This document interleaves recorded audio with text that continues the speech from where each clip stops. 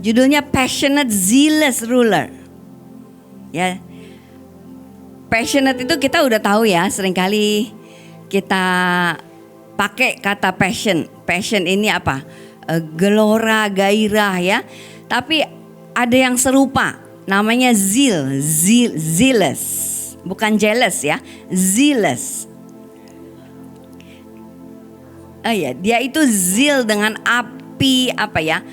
Salah satu diartikan dengan cemburu, tapi punya arti lain, mirip ke passion. Dia gairah dan gigih. Seperti tadi yang dikotbahkan Ibu. Dan dia ini ada banyak sisi. Dan ada sisi kasih, ada sisi bapak, tapi ada sisi ruler ya. Nah, yang membuat saya selalu bergairah untuk pergi ke bangsa-bangsa dan menaklukkan provinsi-provinsi juga adalah karena setiap perjalanan saya mengenal satu sisi lagi dari sosok ini. Saya mau ajak melihat beberapa ayat. Kalau ini ayatnya udah dibahas Ibu panjang tadi ya. Taruhlah aku seperti meterai pada hatimu, meterai pada lenganmu. Karena cinta kuat seperti maut, kegairahan gigih seperti dunia orang mati. Nyalanya seperti nyala api. Artinya kan tadi udah panjang dijelaskan sama Ibu ya. Cuma singkatnya buat saya adalah pada waktu kita izinkan Tuhan ada di hati kita, meterai di hati kita meterai di hatinya ya. Apapun yang dia kerjakan, apapun yang diinginkan, kita ikut bergelora. Apapun yang dia kerjakan, kita ikut ada di situ. Jadi kalau Tuhan lagi mau membebaskan bangsa demi bangsa, provinsi demi provinsi, maka kita juga ada di situ. Ya, karena kita terikat dengan tangannya dan hatinya.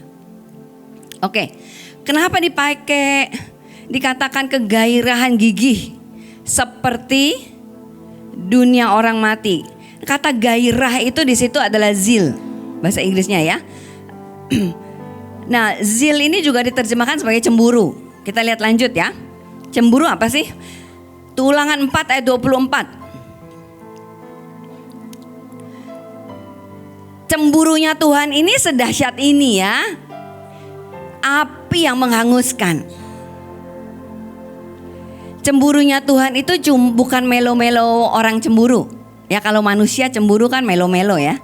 Banyak orang nanya sama saya, kamu gak cemburu Pak Luki? Enggak, Pak Luki juga gak cemburu tuh kalau saya sama laki-laki jalan gitu ya. Nah kenapa? Karena kita kenal. Jadi cemburunya Tuhan itu gak yang melo-melo gak jelas ya. Nah tapi cemburunya Tuhan ini adalah apa? Api yang menghanguskan.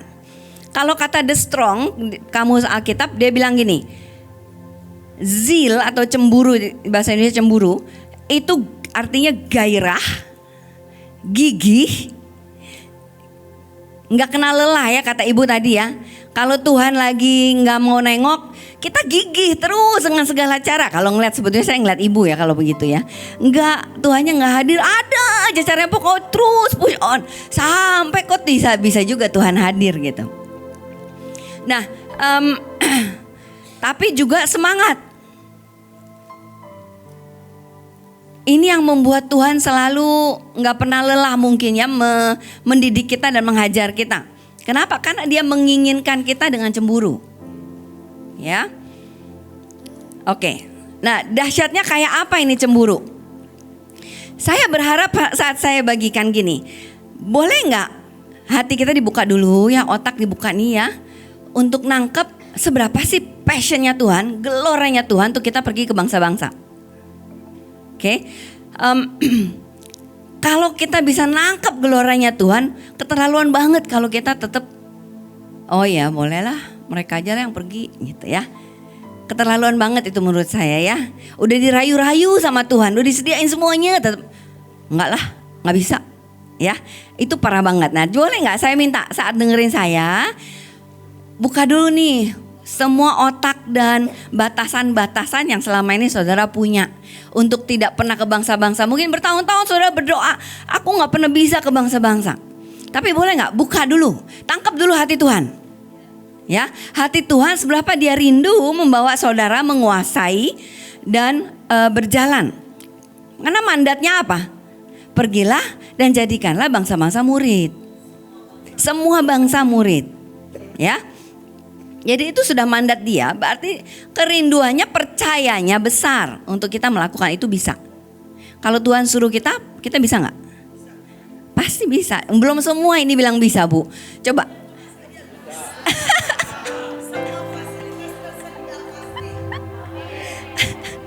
Oke, buka dulu pikiran, taruh dulu semua batasan-batasan. Oke, boleh? Boleh? Ya. Apa yang kecemburuan ini Tuhan ini lakukan?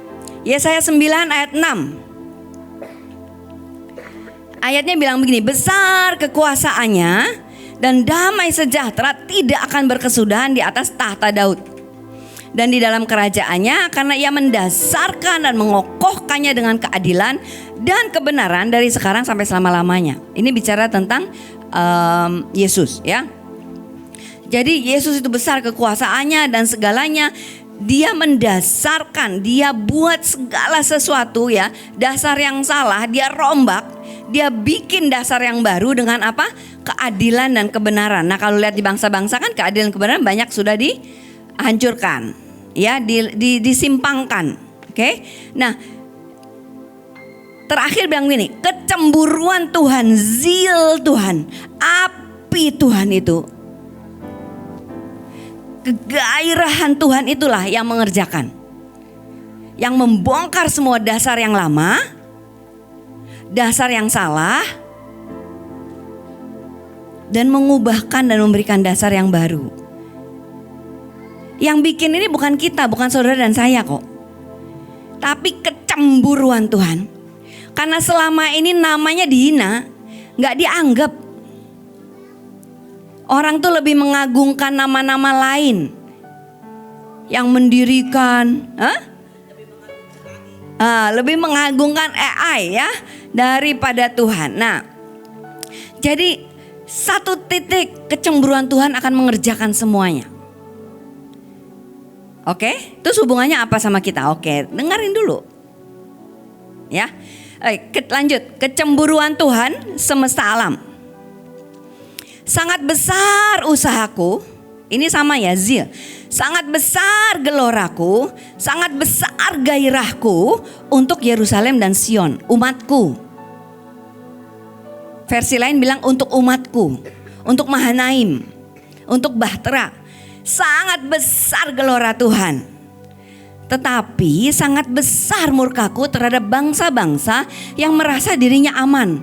Yang sementara aku murka dikit, pakai mereka jadi alat memukul, tapi mereka melipat gandakan malapetaka dan hukuman atas umat Tuhan. Ya, waktu Israel mulai jatuh, menyimpang, lalu dikirimlah bangsa-bangsa Midian, bangsa Amon segala macam. Tapi mereka melakukan lebih jahat daripada yang Tuhan suruh ke mereka. Itu yang membuat Tuhan murka sama bangsa-bangsa ini. Kenapa sih? Cuma dikasih hati sedikit loh, lo ambil semuanya.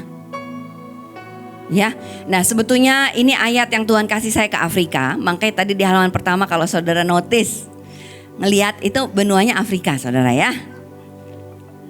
Karena saya juga nggak punya peta dunia, by the way.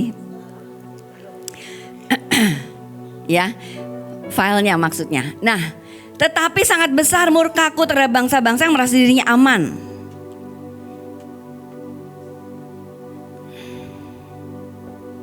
Artinya di sini ada dua hal, saudara, ya. Begitu Tuhan jatuh cinta sama kita,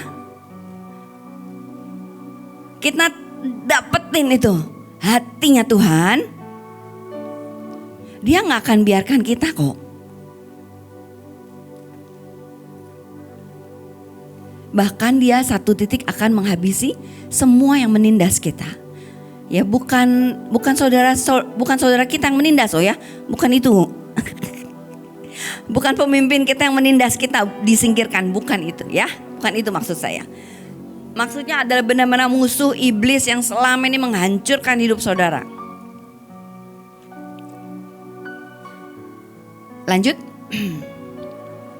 Apalagi yang dikerjakan oleh cemburunya Tuhan ini?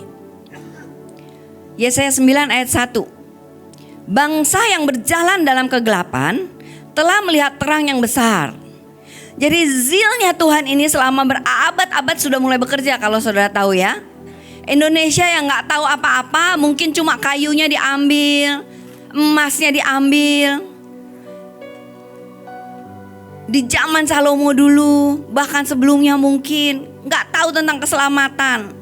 Tapi zilnya Tuhan berkata begini, ini nggak bisa. Indonesia harus dengar kebenaran. Jadi dia rancangkan segala macam cara sampai bangsa kita pun mendengar. Kenapa? Karena bangsa kita ada tertulis di Alkitab. Ya, pulau-pulau yang didiami oleh Kedar dan Nebayot. Hanya kita lah Indonesia, negeri kepulauan yang mayoritas adalah keturunan Kedar dan Nebayot. Jadi kita ini sudah ada di Alkitab. Jadi passionnya Tuhan itu sudah ada buat kita. Buat kita berarti buat siapa? Saudara dan saya. Siapa yang orang Indonesia di sini? Nggak semua angkat tangan ini pada bangun atau tidak. Siapa orang Indonesia di sini? Ya masih 90% orang angkat tangan. Lainnya orang asing kayaknya. Bangsa yang berjalan dalam kegelapan telah melihat terang yang besar. Itu yang membuat Indonesia melihat terang yang besar. Itu yang membuat negara-negara melihat terang yang besar. Itu yang membuat Aljazair melihat terang yang besar. Berapa tahun yang lalu saya ketemu sama orang Aljazair. Dia bilang sekarang sedang terjadi lawatan. Dia tunjukin ke saya video-videonya. Mereka sedang menangis dan memuji Tuhan, menyembah Tuhan dan ketemu Tuhan. Ya, pendeta yang di mana itu? Irak. Dia bilang sejak ISIS itu datang, tiba-tiba menteri-menteri, orang-orang pemerintahan datang di gereja dia. Kenapa? Karena cemburu Tuhan yang bekerja membuat mereka melihat terang yang besar. Mereka yang diam di negeri kekelaman, atasnya terang telah bersinar. Engkau telah memperbesar bangsa dan menambahkan banyak sorak-sorai. Mereka bersukacita di hadapanmu, seperti sukacita di waktu panen, seperti pahlawan bersorak-sorai di waktu membagi-bagi jarahan. Ini pun dia yang mengerjakan. Ini pun zilnya Tuhan yang mengerjakan. Ya, berapa tahun yang lalu saya dikasih ke Djibouti, saudara, ya, ke satu negara di Afrika, kecil mungil. Kenapa mesti ke situ? Saya panas. Karena sudah dua tim kita sebelumnya udah diusir loh, bukan nggak dikasih visa. Udah datang itu berapa puluh juta, pulang lagi berapa puluh juta, ya kan? Belum nunggu di sana berapa juta lagi itu. Buat saya nggak rela saya, cuma negeri sekecil ini loh, ya. Akhirnya dengan ajaib Tuhan bukain. Saya berdiri di depan. Mereka gak mau kasih saya masuk karena nama saya Immanuela. Kamu masuk pasti mau nginjil. Saya mau melihat kebudayaan, saya bilang. Saya mau melihat kekayaan kalian. Kalian itu kan hebat, ya. Nah, akhirnya 5 menit Tuhan bilang angkat itu perjanjian gak ada besi. Ya, angkat perjanjian Ester. Saya bilang, Tuhan, Engkau yang suruh aku ke sini. Demi kasih karuniamu Tuhan, Engkau memberikan Afrika kepadaku. So demi kasih karuniamu, selamatkan mereka. Sekali lagi dengan gada besi saya bilang, terbuka atau engkau hancur. Gak ada pilihan lain, kasih saya masuk. 5 menit kemudian kan officernya, petugasnya datang ya. Oh mari Bu, masuk. Ya, saya sama siapa? Sama Kalili kalau gak salah waktu itu ya. Saudara tahu, 2 tahun kemudian saya dengar cerita sudah banyak terjadi lawatan di situ. Lawang saya doa di depan masjid yang nggak boleh kok sama mereka. Takut saya ngapa-ngapain, takut saya ditangkap. Saya bilang nggak apa-apa, saya ini aman, percayalah saya aman. Jadi saya berdoa di depan masjid itu, mereka kawal kanan dan kiri ada orang mereka supaya saya nggak kemana-mana. Cuma saya bilang zilnya Tuhan itu tidak pernah kalah. Saya dibawa ke satu tempat lagi, itu awal Islam masuk di Afrika. Sebelum saya datang baru ada orang mereka yang ketangkep. Jadi saya datang mereka lagi ketakutan. Saya bilang gak usah ketakutan, kasih saya doling. Oke. Begitu saya mau turun dari mobil, nggak dikasih turun, semua mobil dikunci. Ya, saya bilang oke, zil Tuhan, mari kita bekerja. Malaikat Tuhan bekerja, cabut semua, patahin, hancurin semua. Pokoknya saya pasang puting beliung malaikat. Saya nggak boleh turun, saya kasih malaikat aja yang gerak.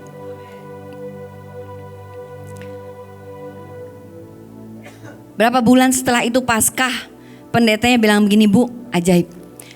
Pertama kali dalam sejarah gereja Tuhan bersatu dan bikin arak-arakan.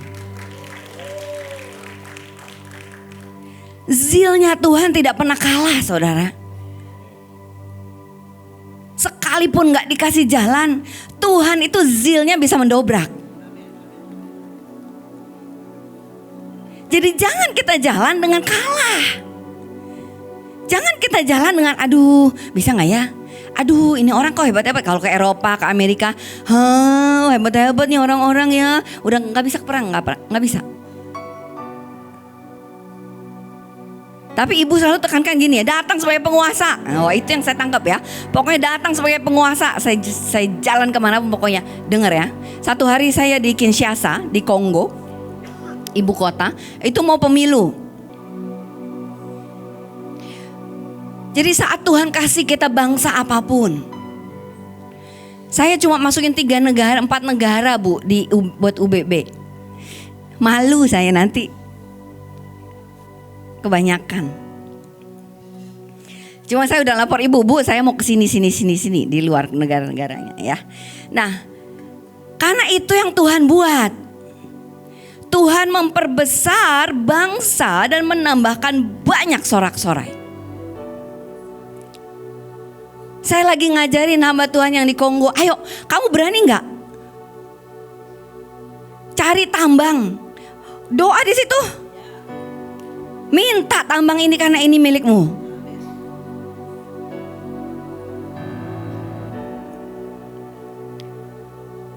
Sekarang lagi terjadi peperangan saudara ya di Kongo ini, makanya hati saya lagi tapi saya percaya zilnya Tuhan harus menang. Kemarin itu saya sudah ada 3.000 orang mati hanya dalam waktu beberapa minggu. Saya sedang menantikan zilnya Tuhan untuk Kongo ini. Apa sih yang Tuhan mau buat? Lanjut, apalagi yang zilnya Tuhan ini kerjakan cemburu Tuhan. Sebab kuk yang menekannya dan gandar di atas bahunya serta tongkat si penindas telah engkau patahkan. Seperti pada hari kekalahan Midian. Waktu saya hari itu dengan Dr. Lia dan siapa ya? Selfie. Kami lagi tanya terus sama Tuhan. Tiba-tiba di pesawat Tuhan kasih ayat ini. Kuk yang menekannya, gandar di atas bahunya, tongkat si penindas telah kau patahkan. Nggak cuma dipatahin loh, seperti pada hari kekalahan Midian. Saudara tahu kekalahan Midian apa? Waktu Gideon lawan Midian, udah banyak pasukan Gideon, nggak usah banyak-banyak, 300 saja. Akhirnya 300 yang Tuhan pilih, mengalahkan semua orang Midian itu. Bahkan raja-rajanya, kalau saudara baca, itu seperti digaruk di tanah. Itu kemenangan yang gilang gemilang. Bukan dengan kekuatan kita, tapi dengan zilnya Tuhan. Tiba-tiba kuk itu apa? Perbudakan saudara ya. Ini jeritan saya dari awal saya masuk Afrika. Perbudakan mereka dari abad ke abad. Bahkan itu membekas di jiwa mereka. Saya bicara sama hamba-hamba Tuhan, saya bicara sama pemimpin-pemimpin, saya bilang lihat di tanganmu, Tuhan kasih kamu kuasa menentukan siapa yang jadi presiden di tempat ini. Mereka itu bisa ngelihat saya kayak, hah? Bener ya? Saya kasih Kejadian 1 ayat 26, 28. Bilang wow ini revolusioner. Saya bilang itu ada di Alkitab saudara. Jadi di mana aja selama ini saudara ini. Dan mereka mulai menangkap, mata mereka mulai kebuka. Itulah mereka mulai ambil puasa dan menentukan siapa yang harus jadi presiden Kongo hari itu. Zilnya Tuhan yang membuat kita bisa sampai perbudakan apapun. Bahkan perbudakan di hidup kita ini loh, Tuhan zilnya lebih besar untuk membebaskan kita. So kalau hari-hari ini ya, Tuhan lagi mau kita beresin yang namanya tanah, pohon, ukiran di jiwa, ayo. Karena ini passion geloranya Tuhan untuk membebaskan kita.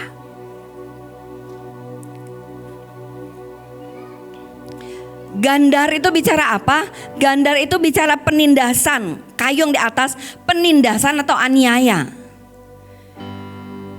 Semua penindasan aniaya yang terjadi atas Afrika, saya hari itu bilang sudah dipatahkan karena itu yang Tuhan katakan.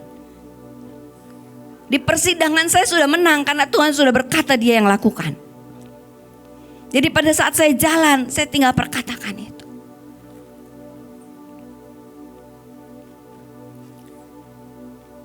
Makanya saya bersyukur banget. Ini baru dengar Kenya melepaskan diri dari WHO. Mulai banyak sekali presiden-presiden di Afrika ini yang anak-anak Tuhan. Jadi memang gandar itu sedang dipatahkan. Tongkat si penindas telah kau patahkan. Tidak ada lagi tongkat kekuasaan penindas siapapun. Saya bukan cuma bicara Afrika saudara ya. Ini bicara Israel, bicara umat Tuhan. Berarti bicara diri kita. Saudara saya buka sendiri sedikit. Saya ini selalu melihat segala sesuatu dengan kesakitan dan penindasan. Makanya saya bilang ini momen yang sangat tepat untuk Tuhan bereskan hidup kita. Itu bisa sebelum ibu bahas, saya lagi dengerin khotbah tentang toksik, pikiran yang toksik. Waktu saya mulai melihat ya, merefleksi pikiran saya apa, ternyata pikiran saya ini terlalu banyak toksik. Kenapa? Kalau ibu lakukan apa ya, saya bilang ini penindasan.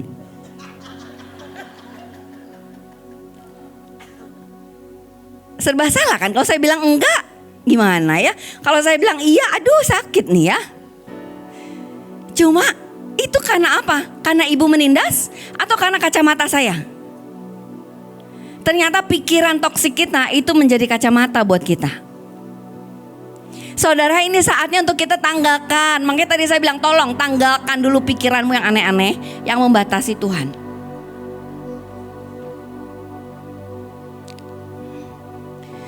Lanjut, setiap sepatu tentara yang berderap-derap dan setiap jubah berlumuran darah akan menjadi umpan api.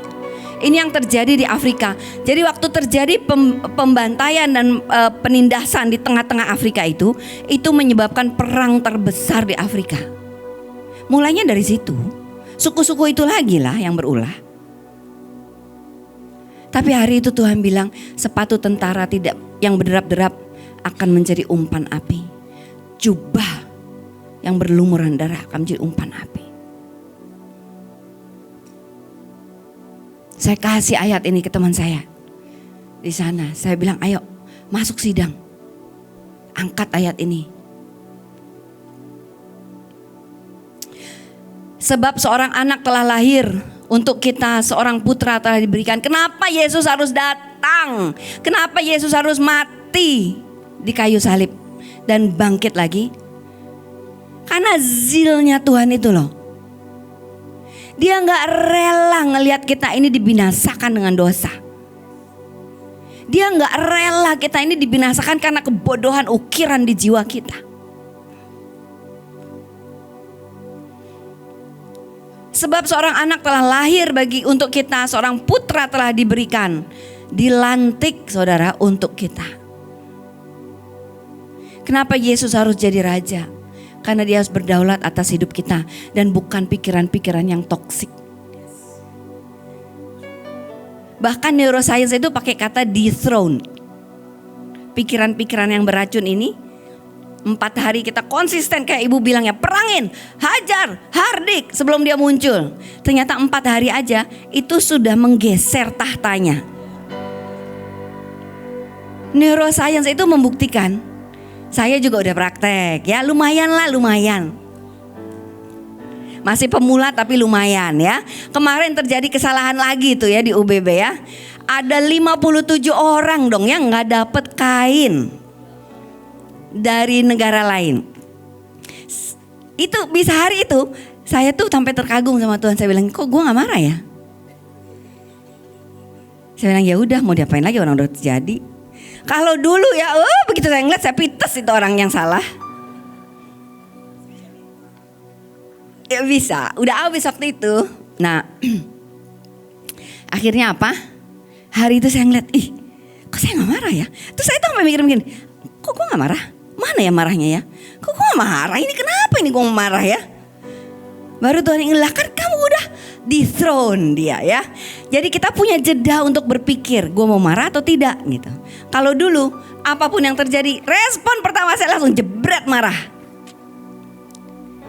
Tapi terus saya konfront itu ya roh-rohnya begitu. Ibu kalau di neuroscience kan ngajarnya pikirannya aja. Kalau ibu kan temuin spiritnya, hajar spiritnya ya, saya gabungin. Begitu saya gabungin itu memang loh ajaib banget. Tiba-tiba saya punya jeda untuk berpikir. Kalau dulu memang pikiran toksik ini ya, yang beracun ini langsung bertuan atas hidup saya. Dulu. Ya. Begitu saya singkirkan dia dari tahta dan saya minta Tuhan, pikiran-pikiran Tuhan yang bertahta, ternyata saya punya jeda untuk tenang. Ya. Tapi enggak boleh berhenti nih, mesti lanjut. Oke. Yesus ya, seorang anak telah lahir, seorang putra telah diberikan, telah dilantik, lambang pemerintahan ada di atas bahunya. Artinya apa? Lambang pemerintahan yang dulu manusia jatuh dalam dosa serahkan kepada iblis. Waktu Yesus mati, Yesus ambil lambang pemerintahan itu kembali. Kenapa? Zilnya itu loh yang membuat dia rela mati di kayu salib. Namanya disebutkan orang penasihat ajaib, Allah yang perkasa, Bapa yang kekal, Raja damai. Itu yang zilnya Tuhan lakukan. Bahkan membuat kita punya dasar yang baru. Bukan cuma kita, saudara dan saya. Tapi bahkan provinsi yang saudara pegang. Kota di mana saudara tinggal. Yang mulai saudara gumuli dan doakan. Bangsa yang saudara gumuli dan doakan. Percayalah setiap bangsa yang kalian terima. Ini yang buat saya menarik. Setiap bangsa yang saudara terima, itu ada sisi hidupmu di dalamnya. Saya ulang. Bangsa yang saudara terima, itu ada sisi di hidupmu yang mirip.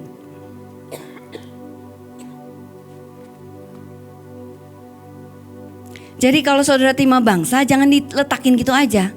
Gali, karena itu kesempatan untuk engkau sembuh dan menang. Karena senjata saya adalah begini. Saya harus tahu ini musuhnya apa. Satu hari saya mau ke, lupa Afrika siapa namanya, Botswana. Saya pemetaan, saya pemetaan tapi visa ini nggak tembus-tembus. Selama saya pemetaan, saya nemu nih ada ular tua lilit ya, pemberontak, tidak pernah bisa tunduk dan bahkan ngelawan semuanya. Ada di negara ini. Dan sepanjang saya pemetaan, saya ini bisa marah terus sama Pak Luki. Untung dia pilar ya.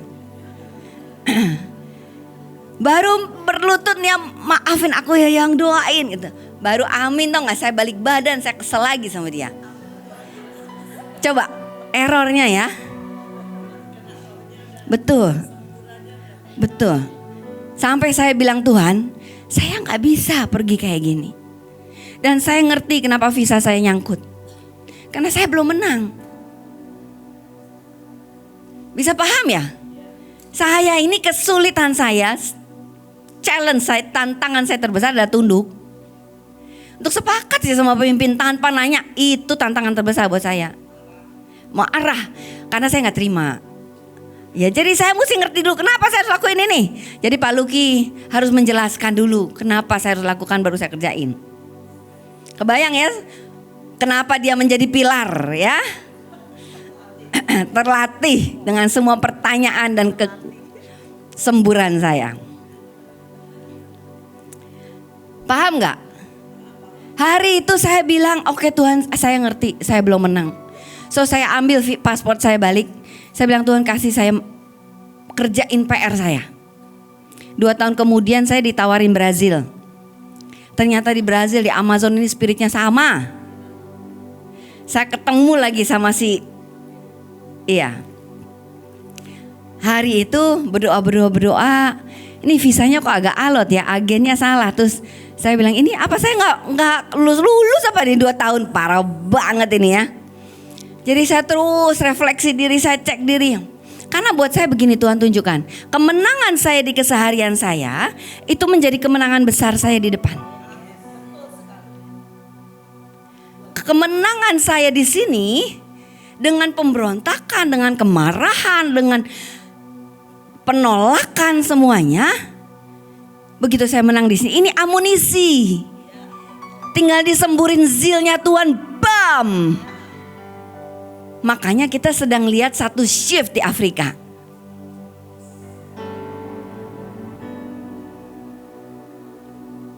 So mari, kalau dapat negara, benahi diri saudara.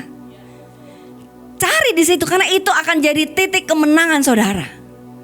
Dari dulu saya pegang provinsi, PR-nya begitu, naik 1 langkah ya, naik 1 tangga, lumayan belajar tunduk. Saya menang di provinsi. Naik lagi, saya menang di mana lagi. Naik lagi, saya menang lagi di mana lagi.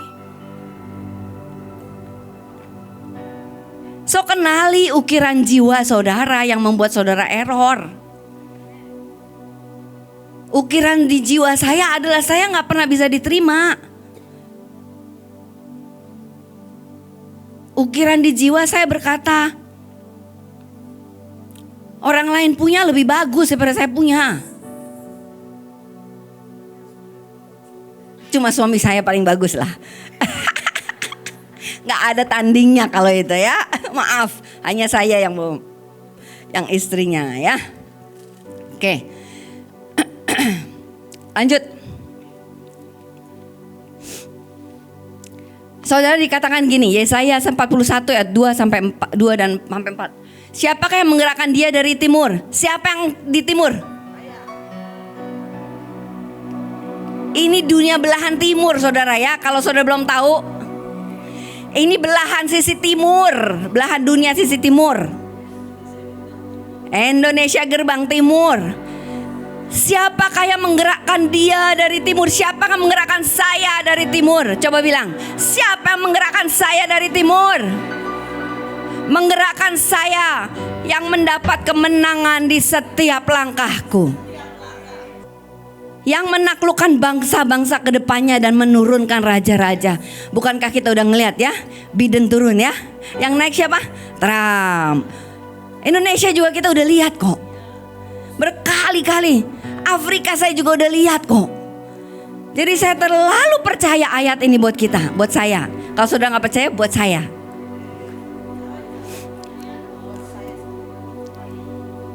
Nah, saat perang nanti juga ayatnya lanjutnya berkata ini, pedangnya, pedang siapa? Pedang Tuhan itu. Dan pedang kita yang dari timur ini membuat mereka seperti debu, dan panahnya membuat mereka seperti jerami yang tertiup. Nanti saat perang kita buat formasi pedang sama panah ya Bunita ya, sama puting beliung. Siapakah yang melakukan dan mengerjakan semuanya itu? Ternyata saat kita angkat pedang, siapa yang baru dapat pedang? Baru dapat ya. Sabtu baru dibagi, kok udah hilang parah banget ya. Itu pedang angkat. Musuhmu siapapun dia, bukan manusia. Perhatikan ya, bukan manusia. Engkau akan membuat mereka seperti debu. Debu bisa ngalangin kita enggak? Nggak bisa. Makanya debunya dikasih deket-deket ya, biar gak kelilipan. Panah membuat mereka seperti jerami yang tertiup. Punya kekuatan gak sih musuh kita? Gak punya. Mau itu musuh kita yang di Eropa, mau di Afrika, mau di Amerika, mau di Asia, mau di Australia, mau di Antartika, mau di Arktik, Jerami. Jangan lupa malaikat diaktifin ya, puting beliung itu suruh kerja. Sapu bersih semuanya. Kalau bahasa Indonesia dikatakan begini, siapa yang melakukannya dan mengerjakan semuanya itu? Bahasa New Living Translation bilang gini, siapa yang sudah melakukannya dan sudah mengerjakannya. Jadi ini bukan masa depan.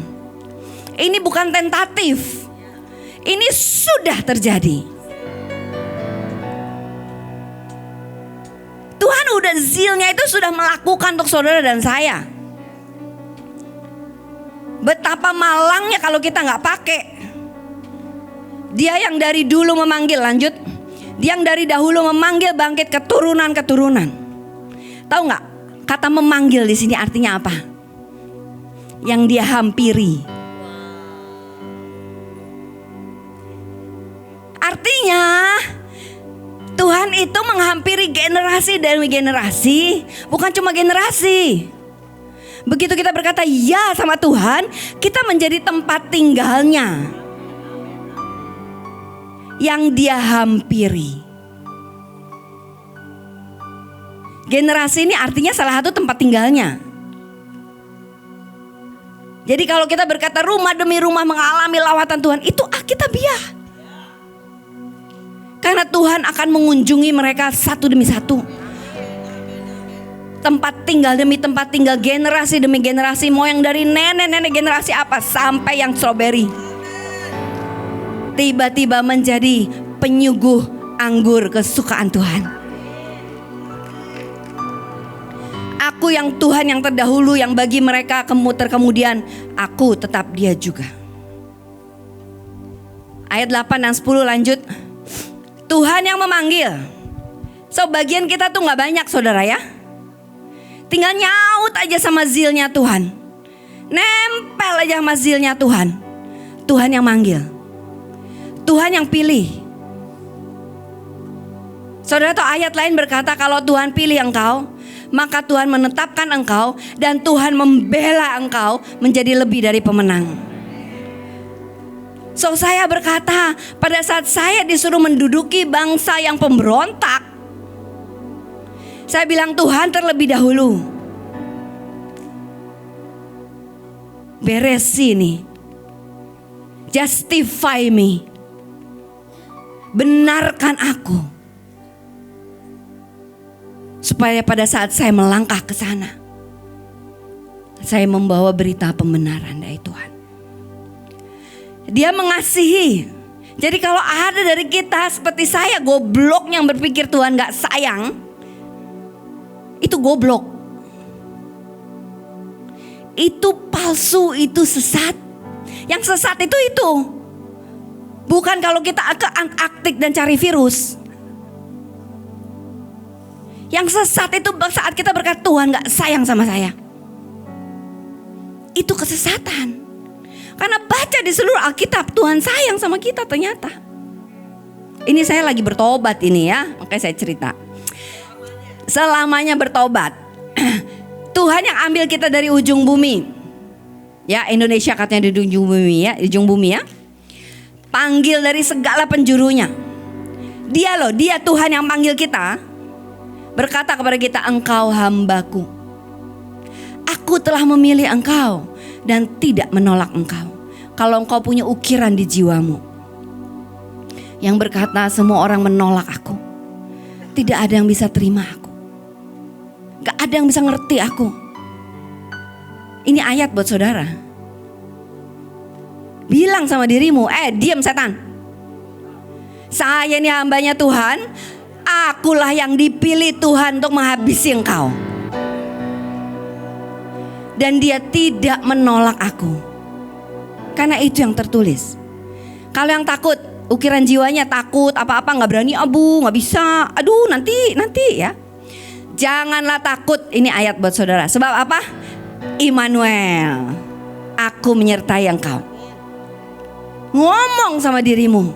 Dulu saya paling takut jalan gelap malam-malam, karena setiap hari saya harus pulang malam di Belanda. Seperti yang Ibu cerita tuh ya, di sebelah sini semak-semak, ya di sini jalan, kalau disergap masuk udah nggak tahu deh. Jadi itu ketakutan saya, tapi saya bilang, saya diketawain sama teman saya yang gak kenal Tuhan. Lu katanya berdoa, takut. Ya, saya punya Immanuel, Allah yang menyertaiku, roh yang di dalamku lebih besar ya segala kuasa yang dunia ini. Terus sampai buat saya sekarang ke Afrika, tempatnya rebel yang sekarang lagi perang itu tempat saya suka berkumpul. Gak takut kok. So kalau saudara bergumul dengan ketakutan, ukiran di jiwamu ini takut, mari katakan ayat ini. Tuhan menyertai engkau, dia gak nolak, gak tinggalkan engkau. Lanjut. Jangan bimbang sebab aku ini Allahmu, aku meneguhkan bahkan menolong engkau. Aku memegang engkau dengan tangan kananku membawa kemenangan.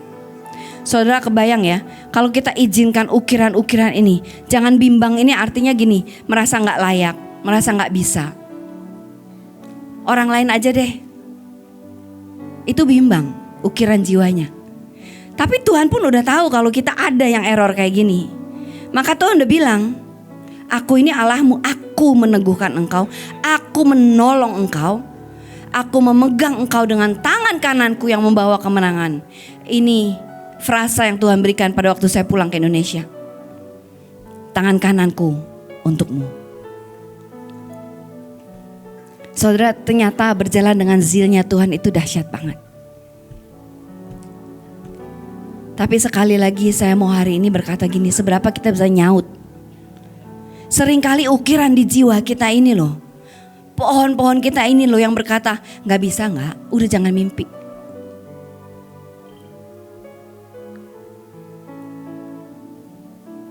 Tapi percayalah, setiap kali kita melangkah, itu menjadi kemenangan buat saudara dan saya. Setiap kali saudara sepakat dengan Tuhan dan mendiamkan ukiran di jiwa yang rese dan bawel ini, bungkam dia, kebaskan dia. Itu kan urapan yang kita terima Sabtu kemarin ya.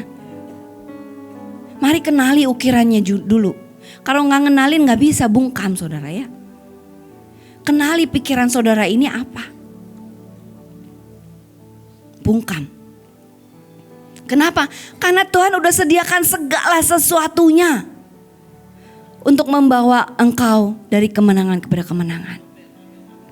Bukan cuma buat dirimu saudara. Coba kita lihat lebih jauh. Kalau engkau doakan sebuah bangsa, itu supaya mereka dibebaskan. Bukan supaya engkau bisa pamer, gue udah nyampe sini nih, bukan. Ya mungkin itu tambahan lah, ekstranya Tuhan buat anak yang dikasihinya. Nggak ngitung. Ya, oke. Mumpung hari-hari ini sedang mengurusi pohon, ukiran dan tanah, mari kerjakan dengan sungguh. Kenali ukiran jiwa saudara, supaya kali ini ke bangsa-bangsa saudara bisa ikut. Supaya kali ini saudara ke bangsa-bangsa, itulah menjadi kemenangan saudara yang mutlak. Dulu mana bisa sih saya mimpi saya ke bangsa-bangsa. Ke Afrika aja saya gigit jari, orang kagak punya duit. Tapi sekarang saya minimal 2 kali 3 kali setahun saudara ya. Lebih. Minimal Bu, minimal.